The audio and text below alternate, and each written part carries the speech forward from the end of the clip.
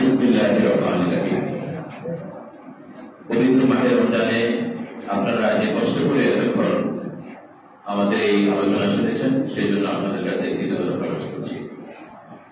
আসলে আজকে আপনারা আমাকে যেভাবে উপস্থাপন করেছেন ততটা যোগ্যতা আমার নেই, তবুও আমি হয়তো সেই দায়িত্বটা পেয়েছি। আমি চেষ্টা করব আপনাদের সকলকে সেই আকাঙ্ক্ষা পূরণের সামর্থ্য চেষ্টা করতে। আজকের অনুষ্ঠানের সম্মানিত অতিথিবৃন্দ, বিশেষ করে আমার শ্রদ্ধেয় চাচা হাজী মোহাম্মদ হোসেন, মহসিন ভাই, কামরুজ্জামান ভীরা, ইব্রাহিম মামা, আরেক মহসিন ভাই এবং প্রধান শিক্ষক সহ মঞ্চে উপবিষ্ট অন্যান্য মুরব্বীগণ এবং আমাদের ইউনিয়নের এবং উপজেলার কিছু যুবদল এবং ছাত্রদলের নেতৃবৃন্দ, সকলের কাছে আমি কৃতজ্ঞতা প্রকাশ করছি আপনারা আজকের এই অনুষ্ঠানে উপস্থিত হওয়ার জন্য। আসলে সময় অনেক কম, অনেকক্ষণ আলোচনা হয়েছে, একটু পরে আলোচনা দিবে। আমি খুব বেশি কথা আজকে বলবো না, যদি কখনো সুযোগ পাই আপনাদের সামনে একটু বিস্তারিত আলাপ করবো, আর সেটা আলাপ করবো এই প্রতিষ্ঠানকে ঘিরে।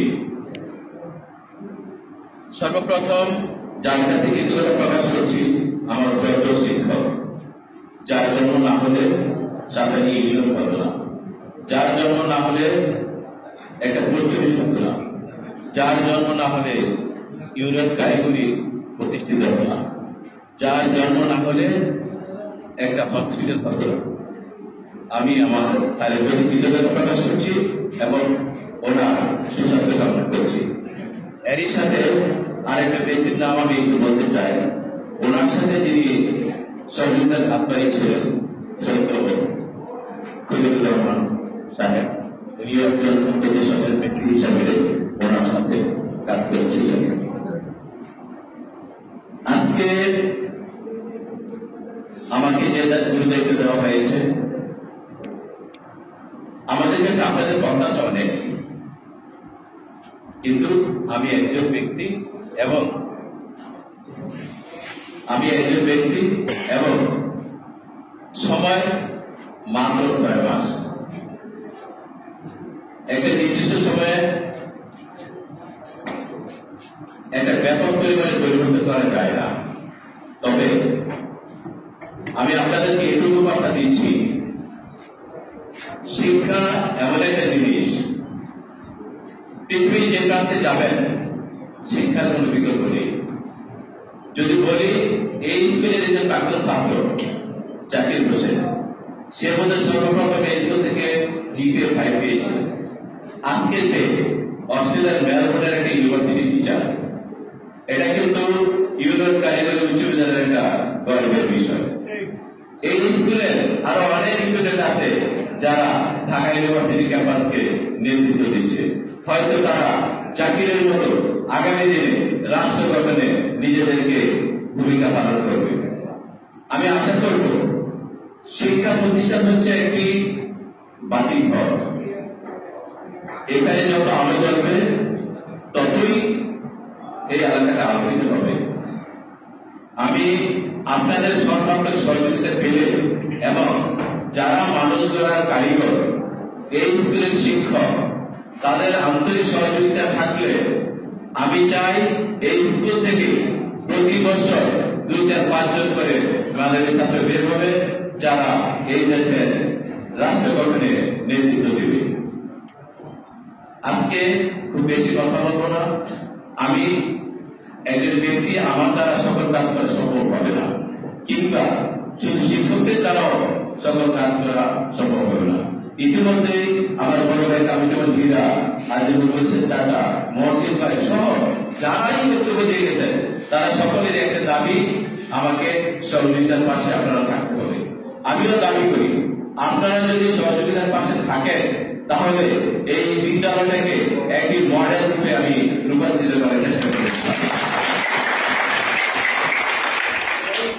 আর এই এলাকাবাসীর প্রতি আমার বিনীত অনুরোধ, আপনাদের প্রত্যেকের অর্থ, প্রত্যেকের জমি, প্রত্যেকের শারীরিক পরিশ্রম সহ মানসিক পরিশ্রম সবকিছু মিলিয়ে আপনারা এই প্রতিষ্ঠানটা অনেক কষ্ট করে প্রতিষ্ঠিত করেছেন এবং আজকে একটি পরিপূর্ণ বিদ্যালয়ে রূপান্তরিত হয়েছে। এই প্রতিষ্ঠানটা যাতে কোনোভাবে নষ্ট না হয়, এই প্রতিষ্ঠানটা যাতে প্রতিযোগিতায় কোনোভাবে পিছিয়ে না থাকে, সেই ব্যাপারে আপনারা সকলে সচেষ্ট থাকবেন। আপনাদের সকলের সচেষ্টতা এবং সহযোগিতায় আমি আশা করি আপনাদের সাথে নিয়ে এই স্কুলটাকে উত্তরোত্তর শিক্ষার মানে বৃদ্ধি করে দেবে ইনশাআল্লাহ। আরেক বক্তা বলে গিয়েছেন, বর্তমান যুগে ডিজিটালাইজেশন এটা খুব জরুরি জিনিস, কিন্তু এটার কিছু অসুবিধাও আছে। বিশেষ করে ক্লাস 5 থেকে 10 পর্যন্ত কোন ছাত্রই স্কুল প্রাঙ্গণে যেন কোনো ডিভাইস অর্থাৎ স্মার্টফোন নিয়ে আসতে না পারে, সেইভাবে আমি আজকে অনুষ্ঠান থেকে আমার প্রধান শিক্ষককে বলবো আপনি একটি পরিপূর্ণ দিক নির্দেশনা দিয়ে দিবেন, যেন এটা যেদিন থেকে স্কুল করবে সেদিন থেকে কার্যকরী হয়। এটি আমাদের প্রথম পদক্ষেপ।